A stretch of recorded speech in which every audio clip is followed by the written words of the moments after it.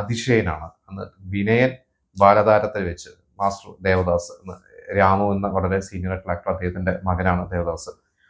അതിശയൻ എനിക്ക് തോന്നുന്നത് 2006 ഷൂട്ടിംഗ് തുടങ്ങിയ സിനിമയാണ്. കുറച്ച് കാലം എടുത്തു അതിന്റെ ഒരു ഗ്രാഫിക്സ് ഒക്കെ ചെയ്യണമെങ്കിൽ. ഗോപാലനാണ് പ്രൊഡ്യൂസ് ചെയ്തത്.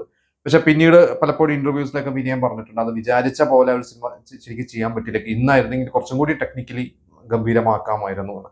എന്തായാലും ആ സിനിമ അന്ന് തിയേറ്ററുകളിൽ ആ ഒരു വിഷു സീസണാണ് എത്തിയത്. കാവ്യ മാധവനുണ്ട്, ജയസൂര്യ ഉണ്ട്, ഒരുപാട് താരങ്ങളുണ്ട്. പക്ഷെ ഈ ഒരു മാസ്റ്റർ ദേവദാസ് തന്നെയായിരുന്നു അതിലെ പ്രധാന അട്രാക്ഷൻ എന്ന് പറയുന്നത്. അത് കഴിഞ്ഞിട്ട് അദ്ദേഹം പിന്നീട് ആ ഒരു കുട്ടി പിന്നീട് ഒരു സിനിമയും കൂടി ആനന്ദഭൈരവി ചെയ്തു. അത് കഴിഞ്ഞിട്ട് പിന്നീട് ഒരു വളർന്ന് വലുതായി നായകനായിട്ടൊക്കെ ഒരു സിനിമയും കൂടി ചെയ്തിട്ടുണ്ട്. ഇപ്പോൾ അഭിനയത്തിലോട്ട് വീണ്ടും വരുമെന്നൊക്കെ പറയുന്നത് കേൾക്കുന്നു.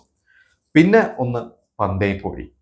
ക്ലാസ്മേറ്റ്സ് എന്ന സിനിമയ്ക്ക് ശേഷം അന്നത്തെ സെൻസേഷനായി മാറിയ യുവതാരം, അന്നത്തെ യുവനടൻ നരേന് ക്ലാസ്മേറ്റ്സ് കഴിഞ്ഞിട്ട് ഒരുപാട് അവസരങ്ങൾ വന്നു. അതിൽ നരേൻ ചെയ്ത ഒരു പ്രധാനപ്പെട്ട സിനിമയായിരുന്നു പന്തേക്കോഴി. ഇവിടെ അദ്ദേഹത്തിന് ഒരുപാട് അവസരങ്ങൾ അദ്ദേഹം വേണ്ട എന്ന് വെച്ചാൽ, ഞാൻ എവിടെയോ ഒരു വായിച്ചിട്ടാണ്, അന്ന് ബിഗ് ബിയിലും അദ്ദേഹത്തിനെ വിളിച്ചിരുന്നു ബാലയുടെ വേഷത്തിന്. പക്ഷെ അദ്ദേഹം ഈ പന്തേക്കോഴി നായകനായിട്ട് അഭിനയിക്കുന്നതുകൊണ്ട് ബിഗ് ബി ചെയ്തില്ല.